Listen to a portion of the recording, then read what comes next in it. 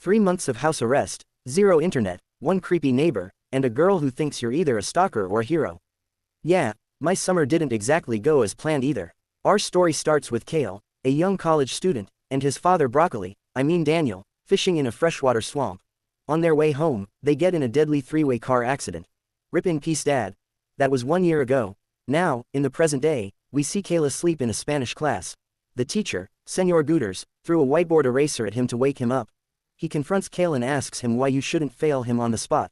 Then he hits him with the "sir, those are fighting words." Oh. Now we're in court. We see Kale and his mother along with his teacher. The judge, aware of Kale's recent loss, sentences him to just 3 months of wearing a weird ankle bracelet during the summer holidays. Back at home, we see 2 officers fitting Kale with said bracelet. There is a 100-meter radius surrounding the GPS modem, and if he steps outside of the radius or unplugs it, the po-po come knocking. In the event he steps outside, he has just 10 seconds before an AC 130 is called to his location, no cap. As Kale's mother goes into the other room to pay the incarceration fee, he's left alone with the other officer. With nothing better to do, Kale starts his 3-month house arrest by binging every episode of Minute Movies. Thanks for the views. Now what better snack to enjoy than extra crunchy peanut butter covered in Hershey's chocolate sauce? What? You can't handle the taste. A week later, his mom comes home, disgusted at the environment he's been lazing around in. Relatable. Out of frustration, she cuts the cable connection and cancels his Roblox subscription. Talk about tough love. Clean up your room. Kale spends the next few hours doing laundry, cleaning the house, and pounding down Red Bull. Well, that didn't last long. Later, Kale wakes up to the sound of a moving truck and looks out his window to find a new family moving in next door. He looks on with interest, though he's quickly interrupted as the doorbell rings. He opens it to find a burning paper bag. He puts it out with his foot, though soon realizes his mistake. He just stepped in chocolate. Okay, no, that's poop. He spots the 2 culprits and chases after them on the main road. Oh yeah, I forgot about that. He looks down and notices that his GPS tracker is flashing red. Oh. He sprints back to his house, though he's a second too late. The cops pull up shortly after as he lays on the ground handcuffed. He notices Ashley. Boy, I'd much rather see her in handcuffs than me. For Kale, it's love at first sight. Later, he chats with Detective Parker on the phone. She tells him that he's being let off this time, but it better not happen again. Determined to keep that promise, he assesses the GPS's range and plots out a makeshift barrier around the house so he knows where he's allowed to go.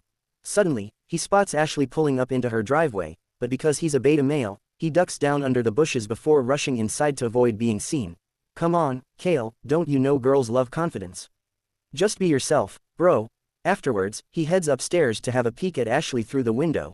Dude, not cool. Although with the lack of internet and TV, I understand. A few days later, Ronnie, his best friend, knocks on the door. They haven't seen each other in ages, so Kale gives him a warm welcome. As they make their way up the stairs, Kale explains what he's been doing the last few days. He satisfies his boredom. He hands Ronnie a pair of binoculars and reveals that he's been spying on his neighbors. He shows that one of them, Mr. Pilch, is engaging in extracurricular activities with his maid while his wife is at the country club. Damn, this better than reality TV. Understandable. Enjoy your viewing. Next up, he leads Ronnie to the living room and shows him his favorite person to spy on, Ashley. Later that day, Kale can be seen doing a little reach around. This is the length he has to go through to not trigger that alarm. Suddenly, Ashley appears and offers her help. The pair talk for a moment before her mom calls her away. That evening, while his mom is dozing off, he watches the news channel, discovering a recent kidnapping in the suburbs. Boring. Let's tune into a late-night broadcast of yoga instead. Oh, I love this channel. Oh, I've been spotted. He ducks down before realizing that it's much too dark for her to see him. Back to the Ashley show. Her dad barges into her room and shouts at her before slamming the door closed. Rude. After she goes to bed, he sees that one of his neighbors, Mr. Turner, arrives home suspiciously late.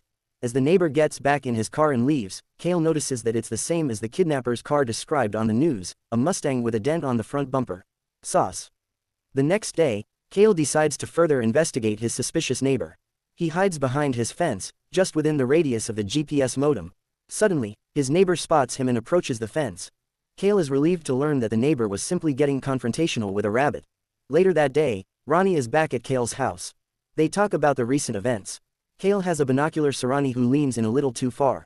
The 2 boys drop to the ground, fearing that she heard the bang. Kale peeks out the window again, and he and Ashley make eye contact. Moments later, the doorbell rings, and the 2 boys stumble on their way down the stairs. After they muster up their courage, they open the door, revealing Ashley. A suspicious Ashley makes her way up to Cale's bedroom before grabbing his binoculars. Fortunately, they clutch by convincing her that they're only spying on Mr. Turner, the potential cold-blooded Tyler from Texas. Right, they mentioned his car's description, but when Ashley has a look, she finds that the defender is fine. Later that night, the three teens set themselves up for a stakeout. Ronnie gets a bunch of snooping equipment from his uncle, and they proceed with a night of sussy spying. After a few hours of mindlessly watching on, they finally spot Mr. Turner pulling up, but he has a completely new whip. He opens the door of his car and leads his new friend inside. Suddenly, he pulls out a sharp knife and prepares to hit it from behind. The two teens look on with horror, but before he penetrates, he ends up cutting off the price tag from her new dress instead. Oh, he's a sugar daddy. That's only slightly less worse than a kidnapper. Well, so much for that murder mystery. The group ends up calling it a night, and Cale walks Ashley back home. Well, as far as he can guess, this is as far as he goes. The pair share a romantic moment before Cale heads back. After returning to his room, he immediately starts spying on Mr. Turner again. My boy's addicted. This time, upon looking through the camera, he sees the woman running to escape the house. He begins recording the incident, but this dummy leaves the flash on. Filled with fear, he drops to the ground and holds the camera above his head to see what's going on. He can't see anything, so he stands back up and looks through the binoculars. Oh, I'm screwed. Then Cale's phone rings, and he crawls across the floor to pick it up. It's Ronnie. Cale frantically explains the situation, but as he's doing so, he looks out and sees the girl getting back into her car and driving off. I'm sure this is normal. Cale, every guy has a story. About that one girl who got away. The next morning, as he's making breakfast, Cale grabs his knife and questions his neighbor, but then Cale's mother enters the room holding grocery bags and explaining that she ran into Mr. Turner, aka Robert, at the store. On her way out, he offered to change her flat tire. If you know what I mean. No, just kidding, he actually helped her with that. Anyway, his mom remembers that she left the milk in her car, so she heads back to get it, leaving Robert and Cale alone in the kitchen. Things get tense as Robert notices Cale's GPS tracker and questions what he did. After Cale reveals that he bunked his teacher, Robert empathizes, citing his time in high school. Way to be subtle. A few moments later, Cale's mom returns with the milk. Unlike my dad. Then Robert makes an offer. Later that evening, Ashley hosts a party at her house while her parents are away. Naturally, Cale gets back to his spying ways. After a few minutes of peeping, he spots another boy hugging and flirting with Ashley.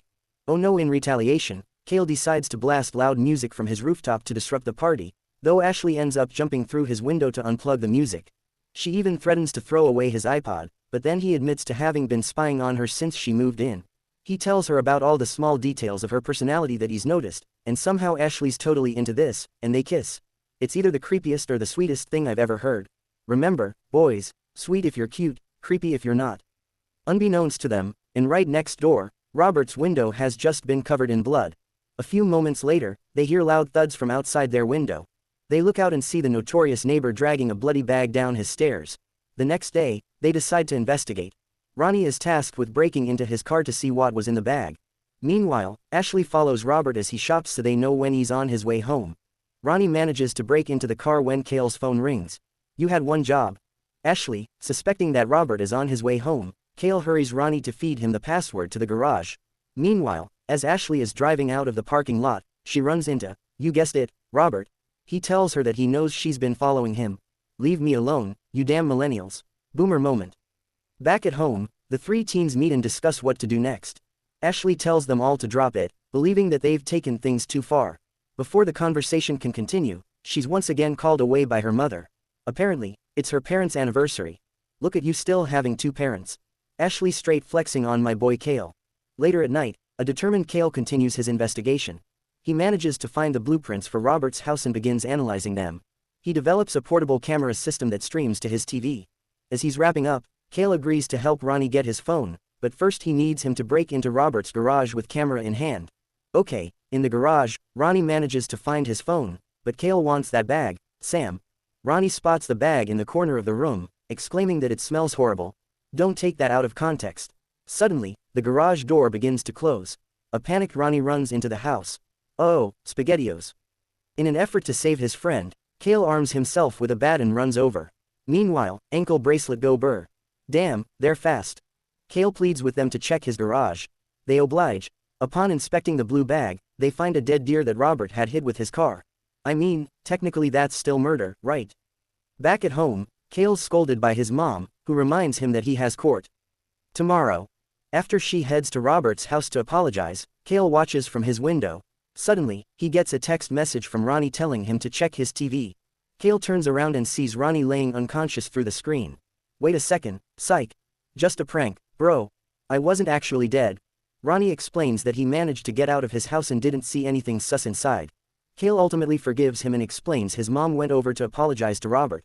Ronnie hands him the video camera so they can look over what happened. Be right back, bro, gotta drain the main vein. While watching alone, Kale notices something. Oh, that's the chick that got kidnapped. Just as he realizes this, his mom is attacked by Robert, and it doesn't end there. He makes his way to Kale's house and plays baseball with Ronnie, sort of.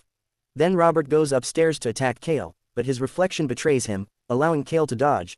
He sprints upstairs and tries to unplug the GPS modem, but Robert says nah. Kale gives it his all, but it just isn't enough. Instead, he decides to run outside in an effort to trigger the alarm. Once again, Robert says nah, overpowering Kale, knocking him out, and pulling a 50 Shades of Grey. Kale wakes up in his bedroom as Robert threatens to pin all his crimes onto him. No, don't do me like that, bro. Unfortunately, his tears have no effect on Robert. He f***ed girl along with a red wig. He pushes aside the cupboard, revealing another hidden room. How much could one man have to hide? In this moment, the officer arrives and hears noises from within Robert's house. He enters to investigate, only to be attacked and iced by Robert. Bummer. Back to Kale, he falls through the ground of the hidden room and into a pit of muddy water. He gets real cozy with all of Robert's previous victims. Terrified, he makes his way out. Then he finds his mom, who also got the 50 Shades of Grey treatment. Before he can cut her free, Robert quickly has Kale at death's door, but his mother's protective instincts come in clutch. Having now gained the upper hand, Kale gives Robert a tummy tuck before throwing him down the hole. Now the corpse soup is complete. Chef's kiss. Soon after, more police pull up as Kale and his mom exit the house safely. A few days later, we see Kale getting his ankle bracelet removed by the detective. I think you're the first one to ever get one of these things taken off early for good behavior. Kale, now a free man, spends the rest of his summer holidays with Ashley, enjoying every moment. God, I wish that were me.